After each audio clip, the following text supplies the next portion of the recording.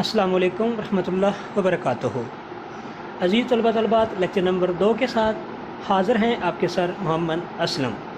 लेकिन lecture number 2 शुरू करने से पहले एक बार फिर मैं आपसे रिक्वेस्ट करूँगा कि हमारे स्कूल के चैनल AMS हाई स्कूल को सब्सक्राइब कर लें और बेल आइकन के बटन को प्रेस कर लें। तो चलते हैं हम अपने लेक्चर नंबर 2 की जानिब, जिसमें हम पढ़ेंगे ऑपरेशन ऑन सेट्स, यानी सेटों पर अवामल। ऑपरेशन ऑन सेट यानी सेटों पर अवामल। अवामल से मुराद ये होता है कि सेटों पर कौन कौन से अवामल हल होते हैं, कौन से अमल किए जा सकते हैं। यूनियन ऑफ टू सेट, दो सेटों का यूनियन होता है। इसकी डेफिनेशन ये है, the union of two set A and B is a set consists of all the element with are in set A और in set B और in both। यानी दो सेटों का यूनियन, सेट A और सेट B एक ऐसा set होता है कि या ऐसे सेट के अरकान पर मुश्तमिल होता है जिसमें सेट A या सेट B या दोनों सेटों के अरकान होते हैं। The union of two set is denoted by A union B, यानी दो सेटों के यूनियन को A यूनियन B से ज़ाहिर किया जाता है और पढ़ा इस तरह जाता है A यूनियन B। मिसाल के तौर पर हम इसको मिसाल के ज़रिए समझते हैं। If A E I O U B and B set B A B C then find A union B।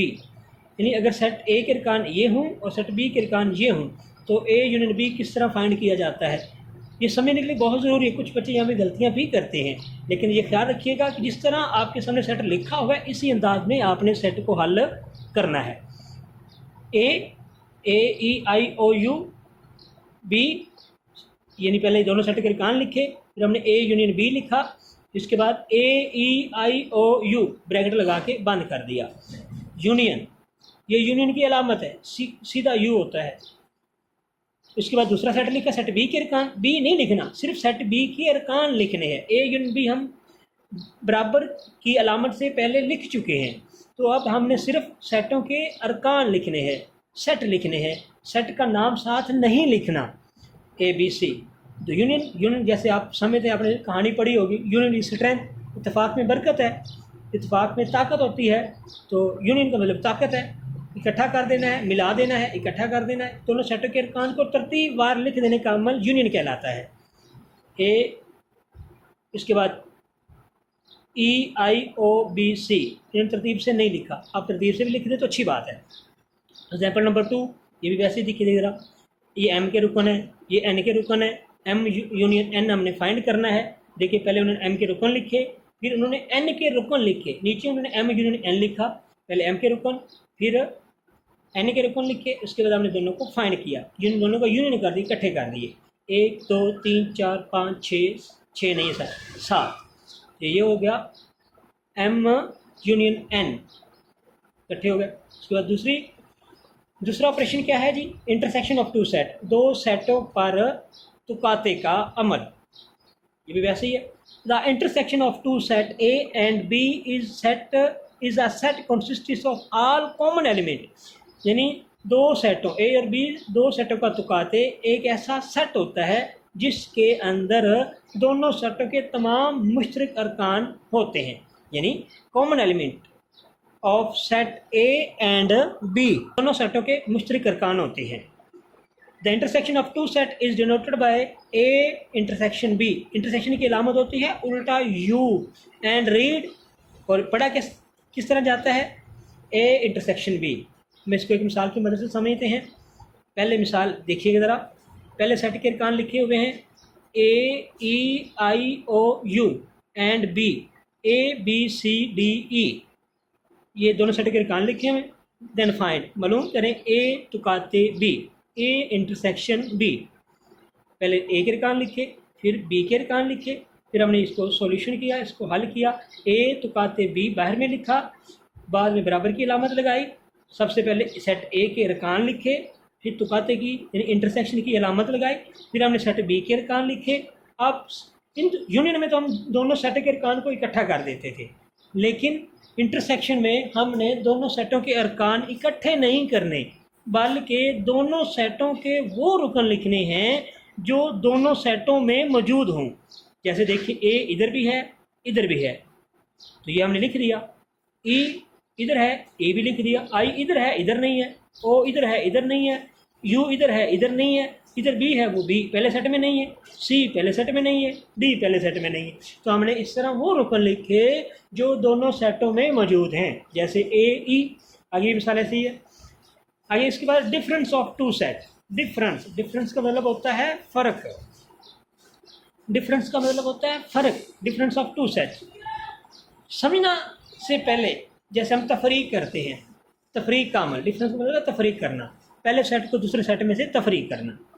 Consider that A and B are two set, then A difference B is set of all those element of set A which are not the element of set B. यानी समझिए, set ए और B कोई से दो set हैं। Set ए difference B यानी ए minus B एक ऐसा सेट होगा जो सेट ए के उन अरकान पर मुश्तमिल होगा, यानी सेट ए के अरकान इसमें शामिल होंगे जो सेट बी के अरकान में शामिल ना हों, जो सेट बी के अरकान ना हों। बी के जितने मर्जी इजाफी हो जाएं, लेकिन हमने वो अरकान लिखने हैं जो सेट ए में इजाफी हैं, जो सेट ए में ज़्यादा हैं बी की निस्बत।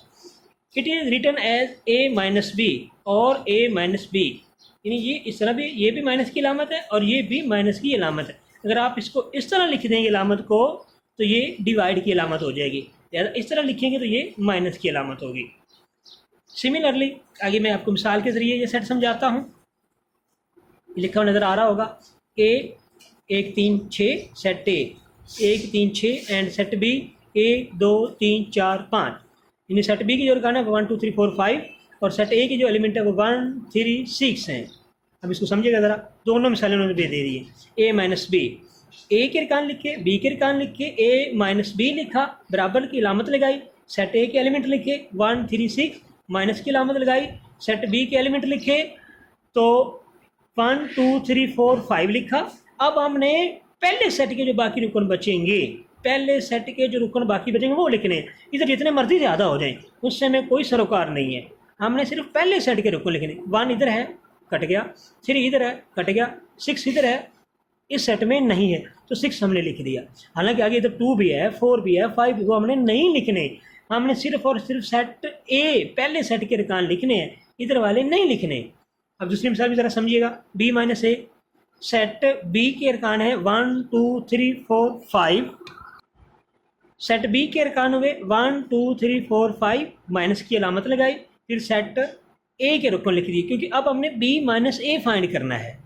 तो पहले हम बी के रुकन लिखे, फिर बाद में ए के रुकन लिखे। अब हमने पहला सेट कौन सा है, जो मर्जी हो, पहले बी सेट के अरकान, तो बी के अब जो बाकी बचेंगे वो हमने लिखने हैं, ए के नहीं लिखने। 1 इधर है, कट गया। 2 इधर है, नहीं, वो बच गया, लिख दिया। 3 इसके साथ कैंसिल हो गया। 4 इधर नहीं है ना, इधर ये इजाफी रुकन, इसको हमने लिख दिया। 5 ये भी इसका इजाफी लिख दिया। हालांकि इधर 6 मौजूद है, हमने नहीं लिखा, हमने सिर्फ पहले सेट के रुकन लिखने हैं 2 4 5। ये मिसाल आपको समझ आ गई होगी।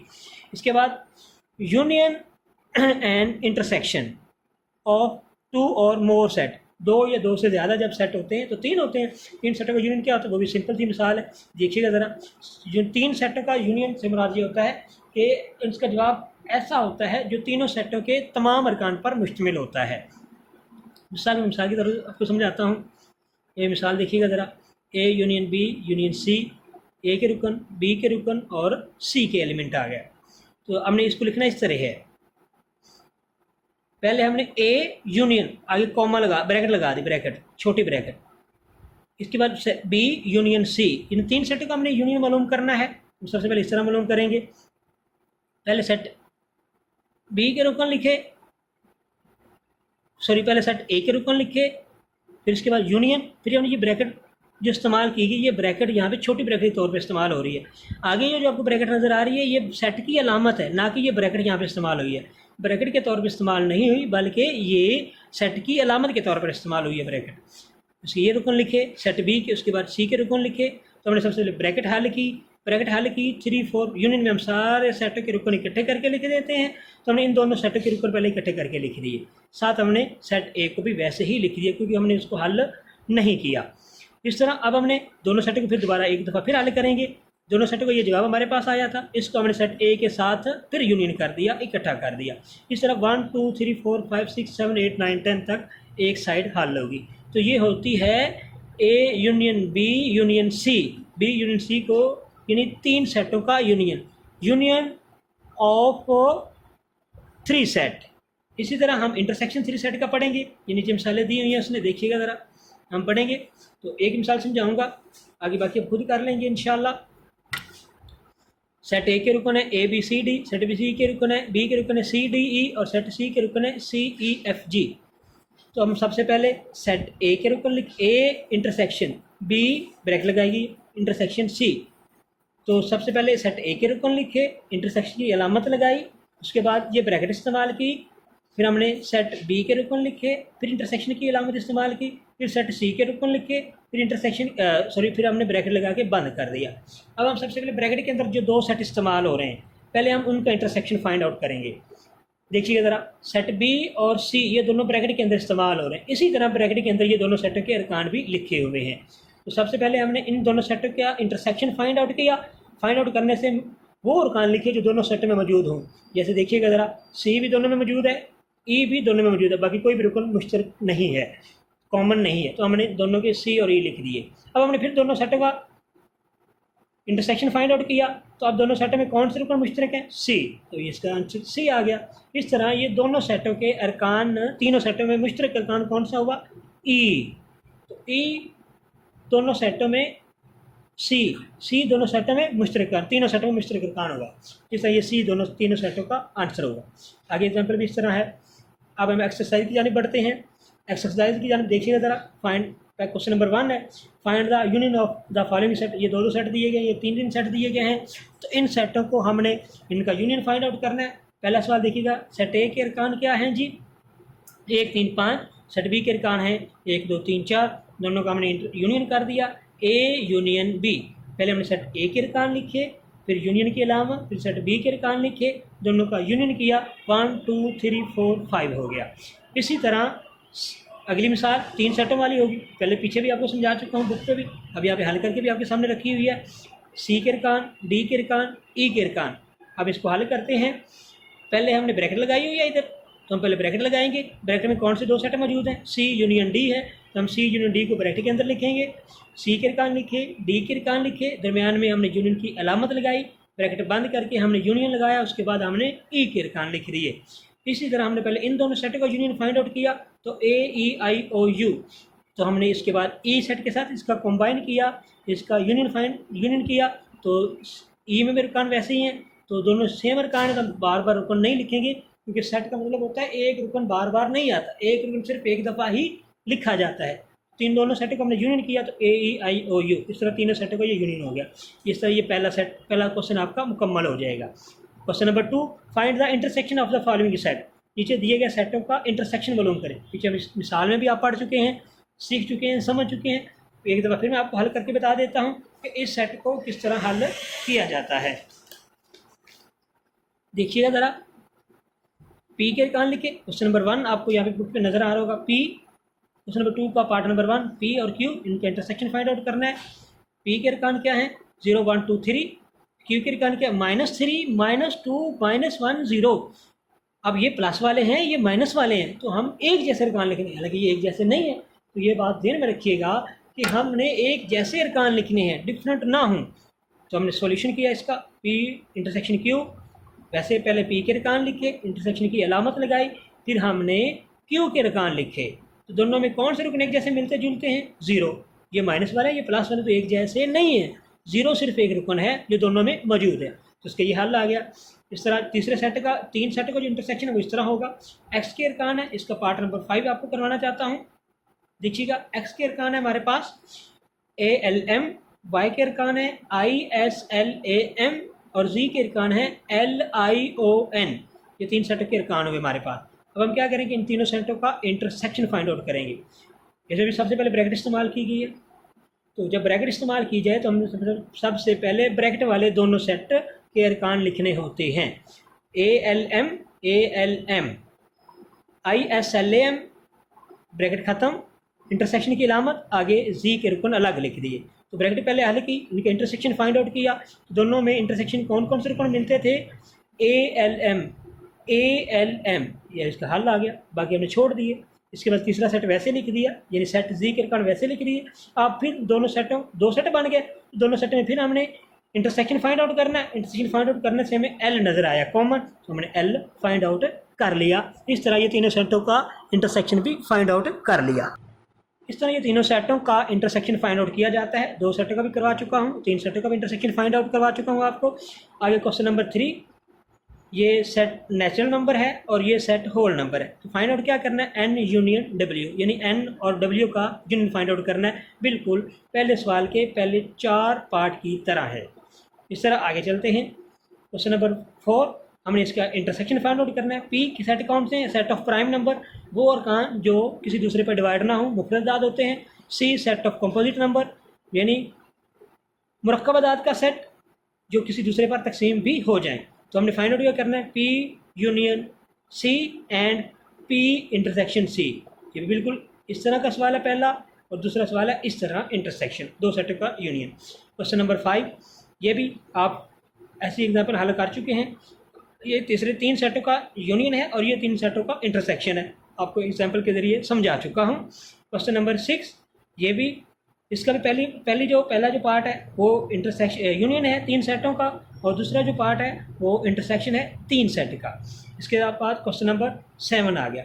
ये जब अब जैसे डिफरेंस वाला सवाल मैंने आपको एग्जाम्पल समझाई थी कि 2 सेटों का फ़र्क, 2 सेटों का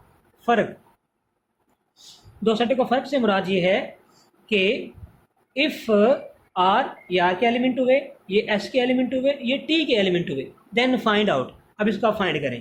फाइंड क्या करना है, R minus S, T minus S, R minus T, S minus R. इसमें मैं आपको एक पार्ट समझाऊंगा, चलें 2 पार्ट में आपको समझा देता हूँ।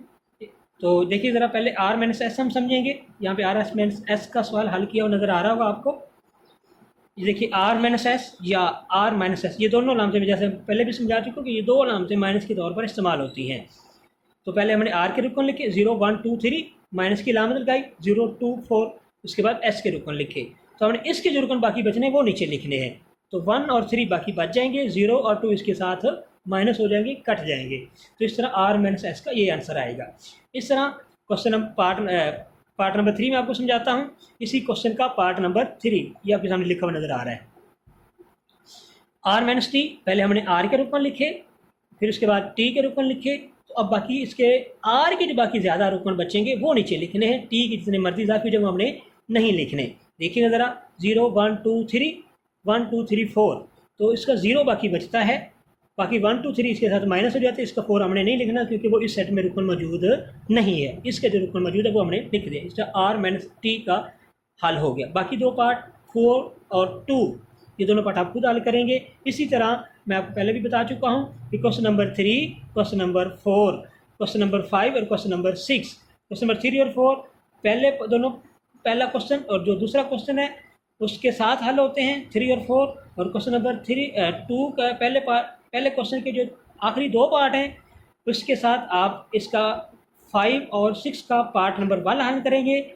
इस तरह जो दूसरा पार्ट क्वेश्चन नंबर 2 के आखिरी 2 पार्ट हैं उसकी तरह आप क्वेश्चन नंबर 5 और क्वेश्चन नंबर 6 का पार्ट नंबर 2, दोनों का पार्ट नंबर 2 हल करेंगे क्योंकि ये इंटरसेक्शन के वाले से। तो 3 सेटों के इंटरसेक्शन में आपको फाइंड आउट करवा चुका हूँ। इस तरह आपकी 1.2 एक्सरसाइज भी अपने इख्तिताम को पहुँची। तो तब तक के लिए इजाज़त लेक्चर नंबर 3 तक। लेकिन जाने से पहले मैं आपको फिर रिक्वेस्ट करूंगा कि हमारे स्कूल के चैनल AMS हाई स्कूल के चैनल को सब्सक्राइब कर लें और बेल आइकन के बटन को प्रेस कर लें।